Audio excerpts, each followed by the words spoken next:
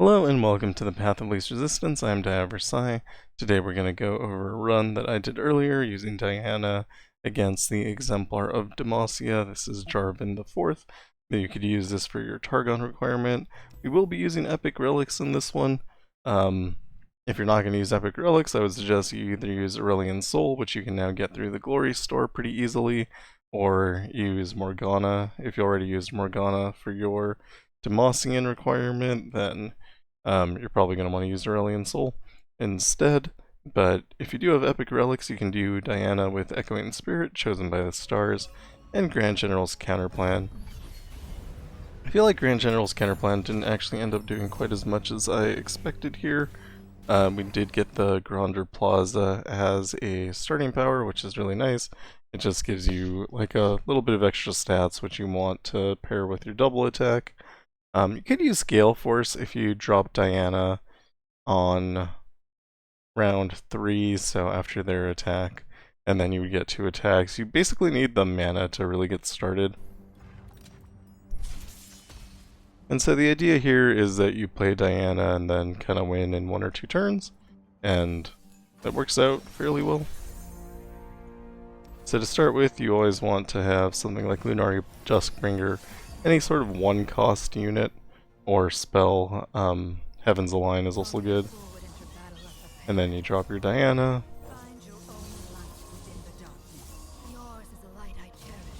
And because Diana gets double attack, she's able to remove units from the board. With Chosen by the Stars, if we get her up to 10 power, then she also gets Overwhelm.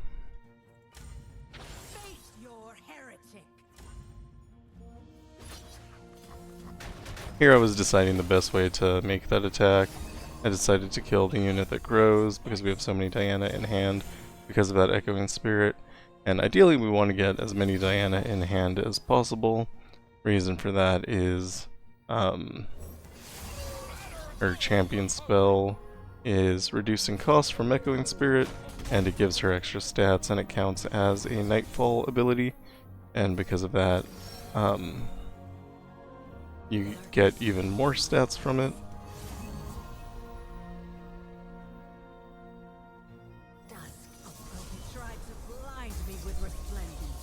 When she's leveled, Nightfall gives her +2/+0, so you can see how the stats grow pretty quickly.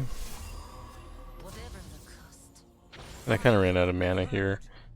Might have been better if I hadn't played the Lunari Duskbringer and instead just played the Diana. Then I would have been able to cast at least one more Pale Cascade. Although Lunari Duskbringer is 6 power, so potentially that was the better choice regardless. Hard to say. Grand General's Counterplan lets us just use more Pale Cascade, and every time you cast it in Nightfall you draw a card. So the goal is basically to get infinite Pale Cascades.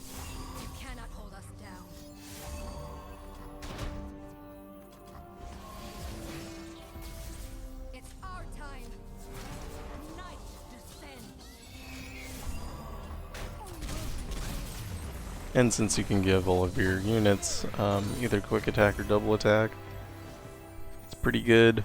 They also get bonus power, or you can give them bonus power with Pale Cascade. I take Guiding Touch here because it gives us just a way to draw more cards. And here I take Shen for Spirit's Refuge. I think having Lifesteal is really good. I debate taking Gullible here. Allies have vulnerable for fortifications, reducing the amount of damage we take in the end is really powerful. Having vulnerable of course leaves us open to losing our units. Our units don't have a lot of health.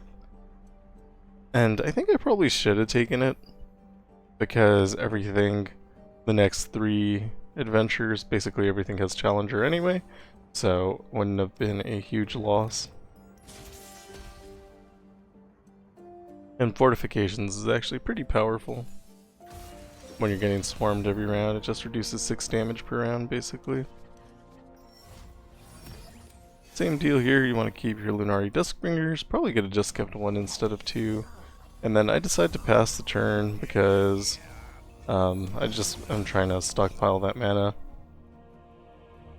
And I play the guy.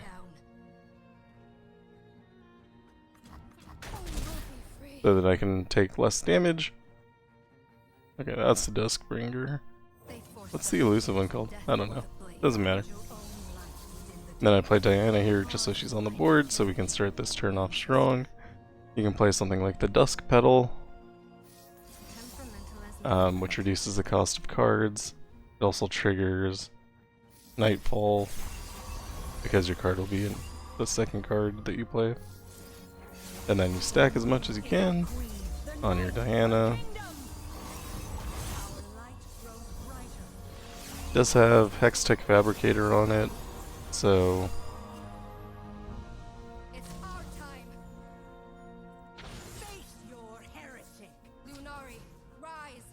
you can randomly get like +3/+3, which is pretty nice.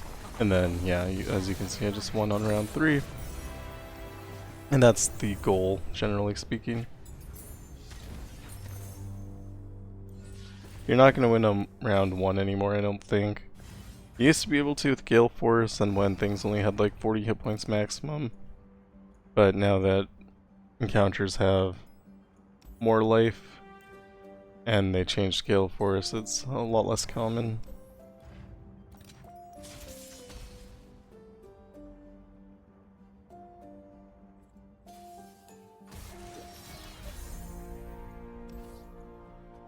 I can take extra chances because I do have Spirit's Refuge. So if I do lose a bunch of life, it's okay if I can get it back later. And here I'm happy to trade 1 unit into theirs. Theirs do more damage than mine do anyway, so it's a good trade. I did try to avoid playing Diana on these rounds where she would just die. Shade Stalker's the elusive one. But sometimes you need to just get a unit down so you don't take all of your damage and die. As you can see, I'm at 12 hit points, which is not a good amount of hit points to be at.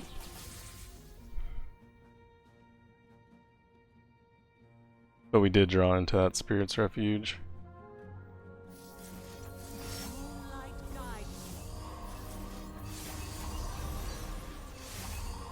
And I do need to play Spirit's Refuge here.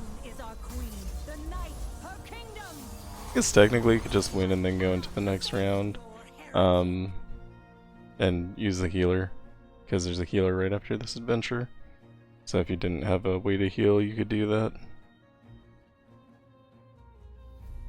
And that's basically what I'm debating here, whether I use the other Pale Cascades and get strong enough to win the game, or if I want to heal all of my hit points back up. I decide on healing my hit points, which I think is probably correct. But we lose them all again, but maybe it actually didn't do that much.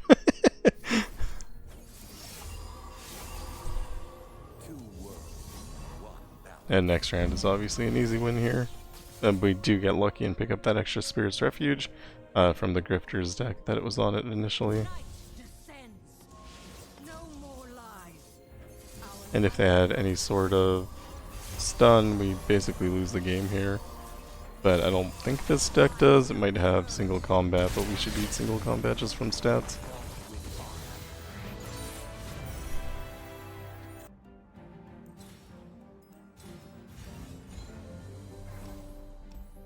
Here I take just a cheap follower, because we do need stuff to block our opponents. And then Reunited is fine, just plus damage, so it's equal to 2 damage because we have double attack. Also gets us into Chosen by the Stars faster. Here we get rid of our worst card, which I think is Mountain Goat. And we go into Braum. I feel like the way to play Braum properly, that is hard to say, is to skip your first 2 turns, let them attack you, and then play a card. Otherwise they're going to attack you, challenge you, and grow, and that's bad, and this way you just save the mana anyway.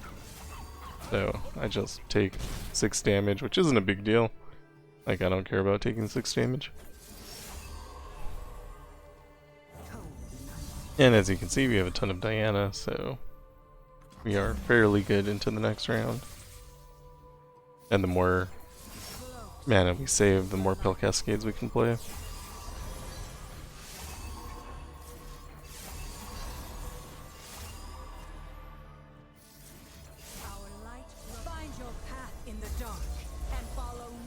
If you have to, you can play one without Nightfall ahead of time, just to get the chain started. But if you don't have very many Pale Cascades in your hand, it's a little more problematic. But we are able to get up to 34 damage here, 34 power, which is 68 damage, which is more than enough to kill Braum. And I don't think he can Frostbite. Maybe he has the smaller one. You have like 3 or less health. I could be wrong though, I actually don't know his deck. Take Bonded Bucklers because we can transfer over all of the Chosen by the Stars keywords. And Can't Stop, Won't Stop is like the most obvious power pickup. This lets us maintain our buffs from Pale Cascade. We can take All-Consuming Burnout here for more mana, and I decide to do that because we'll probably end up taking 20 damage from playing cards, and in exchange we get more mana, which is great. It's the primary thing we need to make this deck work.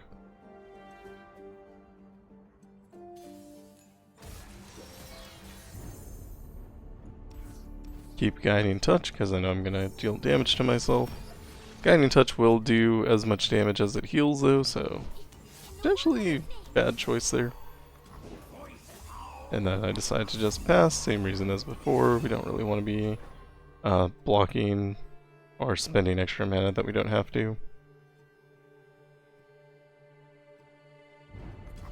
Inari Duskbringer would have been a fine thing to just drop here. It doesn't actually cost us any mana because we refill it because of one of Diana's powers. And I decide to block a unit to get it down to fairly low hit points, so that when we attack with Diana, Diana has a good target to challenge.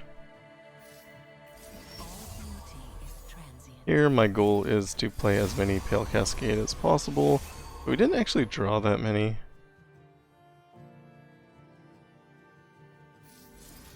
I should have used Heaven's Align before that Pale Cascade because we could have predicted the next card, and we could have predicted into more Pale Cascade. But I did not.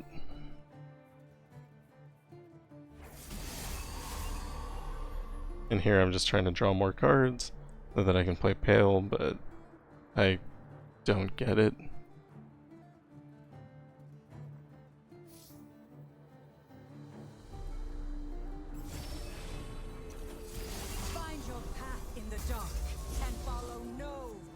Heaven's Line gives us the level up, but we're out of mana. It's our time. No more hiding. And there's nothing we can do here that will finish off the enemy nexus. But we can take a couple units with us, increases our safety.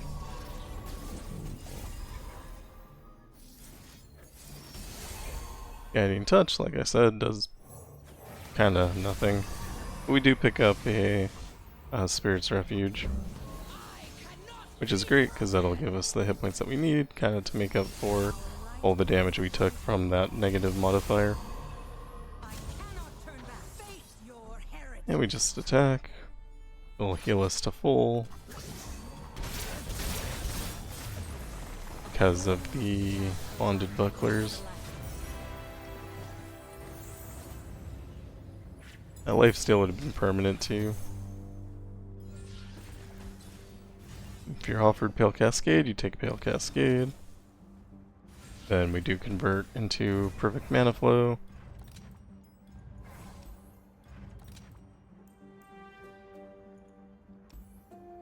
We see Phalanx here. We target our units a lot, so I thought it was a good pickup to just make sure that our units always have barrier.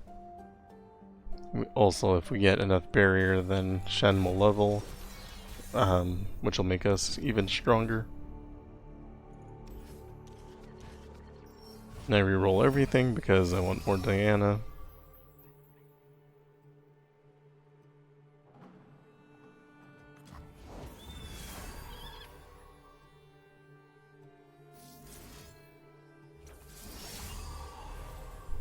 I'm debating dropping the Cloven Way here because I don't know if I want to spend the mana, but I do want a blocker, so I end up dropping it, which I think is the correct thing. Gives that double stun on the moose. We will resist. Same deal as before here, we're just trying to reduce damage taken. Temperamental as moonlight. Find your own light within the And we get Diana on the board. light I cherish. With the extra mana, you should definitely be playing more cards, although you don't want to exceed very much your spell mana, Is our queen. so that you can cast as many Pale Cascade as possible. Just another winter. Guiding Touch to trigger Nightfall, and we have so much mana because of Perfected Mana Flow.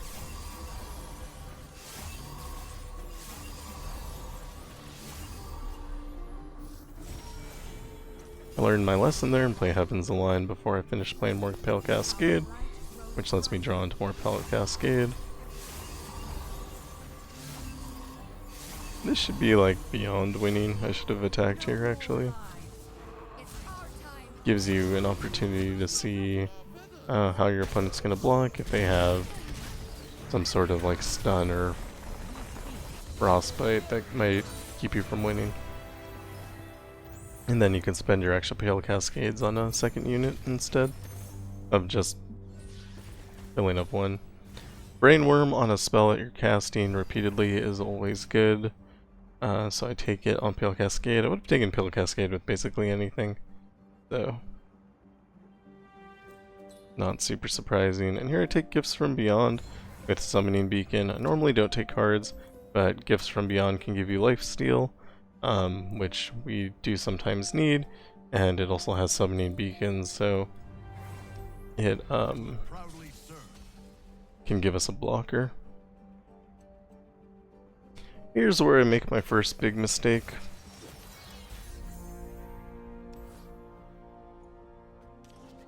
Now, as you'll note, I have been just skipping to store up mana, and I don't really have good options to play a unit here. I can only play Diana, but they put up like a really strong board, and it fails to occur to me that they're all gonna get double attack. If it wasn't double attack, I'm totally fine. But since everything is double attack, I'm not fine at all. And there's nothing I can do about it. Could have maybe played the Key Guardians to try to get another moon weapon thing, which would have given me another summoning beacon, and then I could have won. Potentially. But I just kinda considered that a loss from the start. This time I'm more prepared and make sure to keep in units in my hand. They forced us to choose death or the blade. Immediately gets hit with Cataclysm, which is actually fine because Jarvan then won't have full health, which means he won't get barrier, which means he won't get double attack. Flowers upon my blade. Mother moon veil me. But because I don't want to repeat, we kill their units, as many as possible.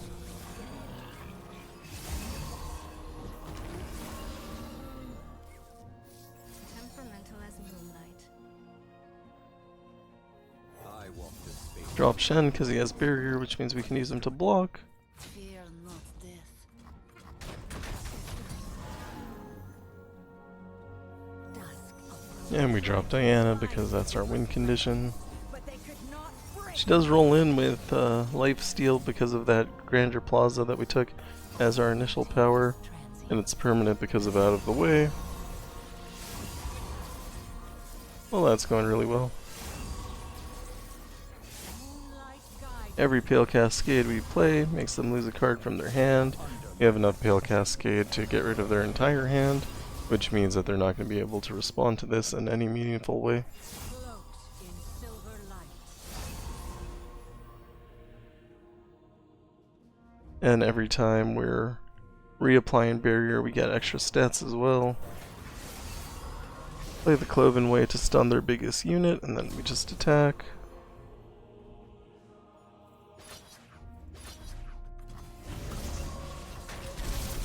And it's enough to win. And that is kind of the whole thing. I think we got lucky in a couple places. Finding a lifesteal champion, I think, was maybe the biggest thing that mattered. We were able to take more risks. We were able to delay playing Diana. I paused the wrong video. But yeah, we were able to take more risks, and then we were able to delay playing Diana for a little bit longer, which let us just stack more Pale Cascades into her so that she could attack for lethal damage. And yeah, that's all. So, still unsure of Grand General's Counterplan. Obviously it is helpful, Pale Cascade is a good spell, but you do generate a lot from Echoing Spirit in the first place, and potentially there's a better relic you could put there. Like I said, Gale Force is definitely something to consider, especially if you're not playing until round 3 anyway, because then she won't get returned to hand, and you get, you know, double the damage if you do that, so that's pretty nice. Does probably leave you a little bit more open to being counterattacked. And then you definitely also have to commit to that round 3. You might be able to put something like Tempest Blade and just stun all of your opponents. When Diana levels, that might also be good, because then there's no defenders. I don't know. There's a couple ways to go about it, but this is the way I chose, and it worked like reasonably well in my opinion. And that is all for me. Thank you for watching. If you like what I'm doing, like and subscribe, and I'll see you in the next one. Goodbye.